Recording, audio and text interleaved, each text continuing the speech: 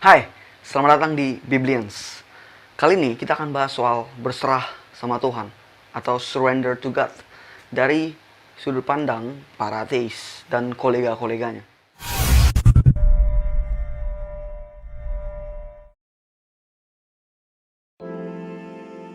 Bagi orang percaya, bagi kita, orang beriman, berserah sama Tuhan itu sudah menjadi bagian hidup kita. Bahkan kita harus selalu berserah dalam setiap langkah hidup kita kepada Tuhan. Banyak ayat firman Tuhan yang mengajarkan tentang berserah kepada Tuhan. Seperti Amsal 16 ayat 3, serahkanlah segala perbuatanmu kepada Tuhan, maka terlaksanalah segala rencanamu. Ada 1 Petrus 5 ayat 7, serahkanlah segala kekhawatiranmu kepada Tuhan, sebab Ia yang memelihara kamu. Lalu kisah klasik Sadrak, Mesak, Abednego menjadi teladan yang sangat bagus dalam hal berserah sama Tuhan. Mereka yang diancam dibuang ke perapian menyala-nyala tetap tidak mau menyembah patung Nebukadnezar tersebut, patung yang dibuat Nebukadnezar.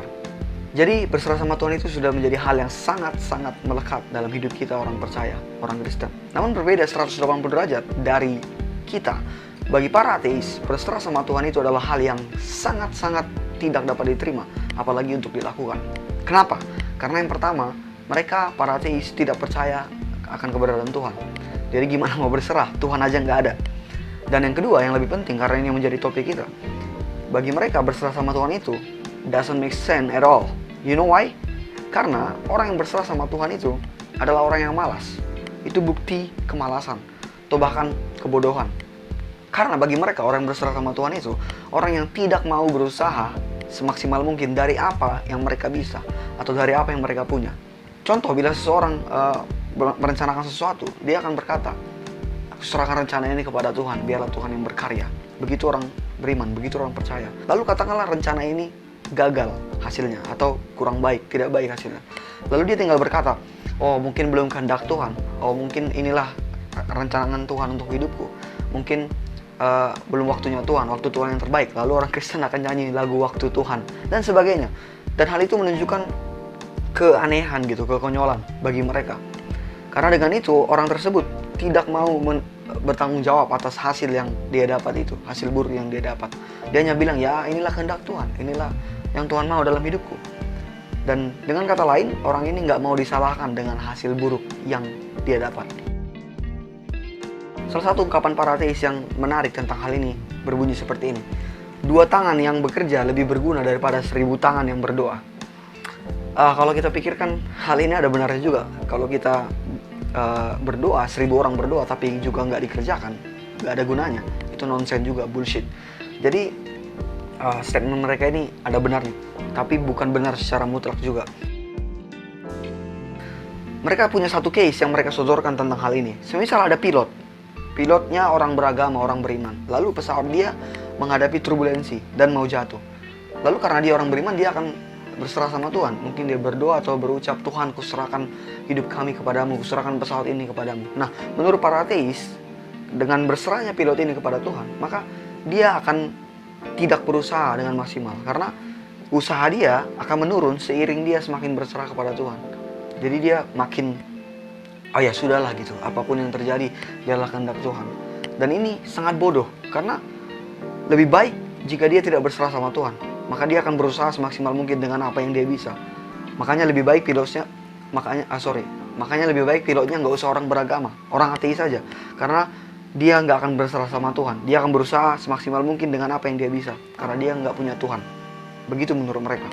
Jadi para ateis menyimpulkan berserah sama Tuhan itu konyol, kemalasan dan kebodohan. Lebih baik tidak usah berserah sama Tuhan, karena dengan itu kita bisa melakukan semua hal dengan maksimal dengan apa yang kita punya. Tidak usah menggantungkan hasilnya kepada sosok-sosok yang tidak jelas menurut mereka. Tapi berbicara soal konyol, bodoh, aneh, apakah benar hal ini memang demikian? Oke, tidak klop rasanya kalau kita tidak membahas konsep mereka tentang hal ini, tentang kehidupan, tentang melakukan segala sesuatu. Well, ateis itu adalah materialis. Mereka itu semua materialis. Kalau mereka benar-benar ateis ya, mereka itu pasti materialis. Apa itu materialis? Materialis bukan mata duitan atau matre atau gila harta. Materialis itu konsep yang tidak mempercayai hal-hal di luar fisik, di luar materi. Mereka tidak percaya apapun di luar semesta yang real ini. Jadi mereka nggak percaya supranatural, Tuhan, iblis, setan, malaikat-malaikat. Mereka nggak percaya akan hal itu. Itu semua dongeng, hoax bagi mereka. Nah, dengan kenyataan bahwa mereka itu materialis, mereka punya dua konsep yang mereka yakini salah satunya harus dan pasti benar. Konsep yang pertama adalah determinisme, dan yang kedua random chance atau randomness. Kita akan bahas ini satu persatu. Yang pertama, determinisme. Konsep ini mengatakan bahwa seluruh hal di semesta ini sudah ditetapkan apa dan bagaimana akan terjadinya. Itu sudah ditetapkan oleh mekanisme semesta ini, hukum-hukum fisika di semesta ini. Katakanlah tanaman bertumbuh, lalu singa memburu rusa, pohon tumbang, gunung meletus, tornado. Itu semua sudah sebuah ketetapan yang ditetapkan oleh mekanisme di semesta ini. Apa dan bagaimana terjadinya. Begitu juga dengan manusia, dengan kita. Kita ini adalah makhluk biologis. Bahkan otak kita itu adalah organ biologis yang bekerja dengan hukum biologis, hukum mekanisme kimiawi, tidak dapat dipungkiri. Dan karena itu kita juga bagian dari kinerja semesta ini, mekanisme semesta ini. Dan terlebih kita juga terdiri dari atom-atom. Semua semesta ini terdiri dari atom. Dan atom itu punya mekanisme tersendiri dalam kinerjanya. Dan atom-atom tersebut yang memungkinkan kita untuk bisa seperti ini, yang memungkinkan otak kita untuk bisa berpikir dan menghasilkan suatu ide, suatu pemikiran untuk melakukan sesuatu atau untuk bertindak. Jadi semisal kita memilih untuk minum teh hari ini, itu bukan karena pilihan kita, itu bukan pilihan yang kita buat, tapi itu semua sudah hasil dari atom-atom tersebut yang menghasilkan ide di saraf otak kita, dan akhirnya otak itu menunjukkan di depan kesadaran kita bahwa kita mau minum teh. Jadi itu bukan pilihan yang kita buat, kita hanya melihat hasil tersebut dan akhirnya melakukannya tanpa punya kesempatan untuk menolak atau melakukan yang lain. Untuk misalnya minum kopi atau minum jus, kita hanya bisa minum teh sesuai dengan apa yang mekanisme tersebut sodorkan dalam kesadaran kita, di depan kesadaran kita. Jadi singkatnya manusia itu nggak punya kehendak bebas. Kita melakukan segala hal dalam hidup ini bukan karena kita mau atau bukan karena kita pilih, tapi karena kita sudah sepatutnya atau sudah mutlak untuk melakukan itu. Karena kita tanpa sadar ada kinerja yang bekerja dalam tubuh kita, dalam diri kita, dalam kesadaran kita sebelum akhirnya menghasilkan outcome atau ide untuk melakukan hal tertentu, misalnya minum teh tadi. Jadi kita tinggal mengerjakannya tanpa memilih, mempertimbangkan, apalagi melakukan sesuai kehendak kita. Jadi kalau kita kembali ke kasus pilot tadi, kalau pilot ini seorang ateis dan dia menghadapi pesawat yang turbulensi dan akan jatuh, tentu dia tidak akan berserah sama Tuhan karena dia ateis. Tapi dia tidak punya kesempatan untuk mempertimbangkan, untuk mengambil keputusan, apalagi untuk bertindak sesuai kemauan dia dalam hal menyelamatkan pesawat itu. Dia hanya menunggu hasil outcome dari mekanisme dari atom-atom tersebut, apa yang akan disodorkan di depan kesadaran dia, dan kemudian dia hanya melakukannya tanpa dia mau, tanpa dia pertimbangkan. Jadi semisal pesawat itu jatuh, entah dia sudah berusaha atau dia nggak berusaha, itu bukan salah dia, karena dia hanyalah hasil dari sebab akibat, kausalitas dari mekanisme semesta ini, dari hukum-hukum semesta ini. Dengan kata lain, dia cuma pasrah atau berserah dengan determinisme itu, dengan mekanisme tetap tersebut. Konsep kedua dari mereka adalah random change atau randomness. Nah, konsep ini 180 derajat berbeda dari determinisme. Dikatakan bahwa semua hal di semesta ini adalah hasil dari keacakan kuantum. Jadi di level kuantum atau level atomik, tidak ada hal yang bisa terprediksi. Atom-atom bekerja dengan sangat-sangat acak. Banyak ilmuwan, saintis juga sepakat dengan hal ini. Atom sangat-sangat acak, tidak dapat diprediksi apalagi ditetapkan atau menetapkan sesuatu. Jadi semua hal adalah hasil dari keacakan kuantum. Jadi semisal aku mengangkat tanganku seperti ini bukan karena kemauanku atau bukan ditetapkan seperti determinisme bilang. Ini hanyalah hasil dari keacakan kuantum, hasil dari randomness tersebut, dan akhirnya muncullah outcome aku mengangkat tangan seperti ini tanpa aku sadari. Semua di semesta ini hanyalah hasil dari kebetulan semata. Kalau kita juga kembali ke case pilot tadi, kalaupun dia berusaha menyelamatkan pesawatnya, itu hanya hasil dari keacakan, bukan karena dia mau atau karena dia berusaha. Dia hanya pasrah. Kalaupun dia gagal, pesawatnya jatuh dan mereka semua mati, dia juga nggak bisa disalahkan. Karena itu hanyalah hasil dari keacakan kuantum, keacakan di level atomik. Gambaran kasarnya seperti main lotre. Nggak ada yang tahu angka berapa, nomor berapa, pilihan siapa yang akan keluar. Itu hanya lalu bing bing bing bing keluar hasilnya. Angka berapa yang keluar, pilihan siapa yang keluar, siapa yang menang, kita tidak bisa punya pilihan, punya kehendak, punya wewenang untuk itu. Apa yang keluar, hasil apa yang keluar, kita pasrah menerimanya. Begitulah kira-kira gambaran kasarnya. Jadi semua ini hanyalah hasil dari keacakan kuantum. Lalu saat terbing-bing keluar hasil bahwa aku akan minum teh, aku hanya pasrah, tidak bisa memilih yang lain atau menolak hal tersebut untuk tidak dilakukan.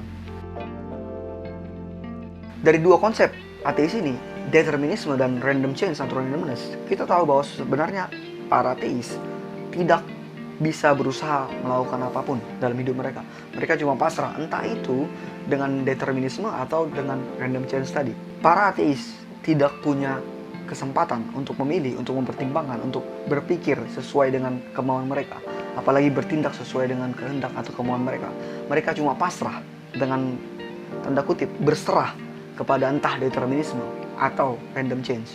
Kalau determinisme benar, ya mereka berarti melakukan segala sesuatu sudah ditetapkan. Mereka hanya mesin kausalitas, mesin sebab akibat dari rantai yang sudah berjalan sejak lama dan akhirnya menghasilkan hal tertentu untuk mereka lakukan. Dan kalau random change yang benar, mereka juga adalah hasil dari keacakan kuantum yang acak lalu menghasilkan sesuatu tanpa tertebak atau tanpa terprediksi. Ya mereka tiba-tiba melakukan itu saja secara kebetulan. Jadi sekali lagi berbicara tentang konyol atau bodoh atau aneh, mana yang sebenarnya konyol atau aneh atau bodoh? Kita yang berserah sama Tuhan yang adalah pribadi, atau mereka yang berserah, pasrah terhadap determinisme atau randomness, random change. Mereka tidak bisa melakukan apa-apa selain daripada yang ditetapkan atau yang dihasilkan dari keacakan kuantum tersebut. Mana yang lebih aneh? Kurasa teman-teman punya jawabannya. Mungkin kalian bisa tinggalkan pendapat kalian di kolom komentar tentang hal ini. Kutunggu. Lagi pula dalam kekristenan, kita tidak pernah diajarkan kalau kita berserah sama Tuhan, lalu kita tinggal bermalas-malasan dan berleha-leha saja. Ya sudah, biar Tuhan yang bekerja, aku santai aja. Enggak, kita nggak pernah diajarkan begitu. Banyak firman Tuhan, ayat firman Tuhan yang mengajarkan, yang menentang kemalasan, kebodohan, berleha-leha. Contoh di Amsal 6 ayat 6, hai pemalas, pergilah kepada semut, perhatikanlah lakunya dan jadilah bijak. Kemudian si pemalas dibunuh oleh keinginannya karena tangannya enggan bekerja. Amsal 21 ayat 25. Terus di Pengkhotbah 10 ayat 18 mengatakan, oleh karena kemalasan runtuhlah atap, dan oleh karena kelambanan tangan bocorlah rumah. Sebaliknya, sekali lagi, para ateis lah, kalau konsep mereka benar, entah determinisme atau random change benar, mereka pasrah dan tidak bisa melakukan apa-apa sesuai dengan kehendak mereka. Mereka itu cuma seperti mesin sebab akibat, seperti robot yang sudah sedemikian rupa ditetapkan, atau mereka hanyalah hasil dari keacakan dan melakukan sesuatu pun karena hasil dari keacakan yang muncul keluar dan akhirnya mereka melakukan hal tersebut. Jadi sekarang kita mengerti bahwa berserah sama Tuhan bukan hal yang bodoh atau konyol atau malas. Justru kita menyerahkan segala usaha kita, usaha maksimal kita kepada Tuhan, ke dalam perkenanan Tuhan. Bukan berarti kita tidak melakukan apa-apa dan bermalas-malasan karena kita berserah sama Tuhan. Oke, kurasa itu aja untuk video kali ini. Sampai bertemu di seri berpikir ala ateis yang berikutnya. Karena bertanya adalah bukti kita memiliki iman. Credo Intelligam. Hai, terima kasih sudah menonton. Bagi teman-teman yang sudah subscribe, ucapkan terima kasih banyak. Itu sangat berharga bagi channel kita ini. Dan bagi yang belum, kuharap teman-teman mau subscribe, like, comment, share, supaya semakin banyak orang yang terberkati dan belajar bersama dengan kita. Oke, kurasa sampai sini video ini. Bye.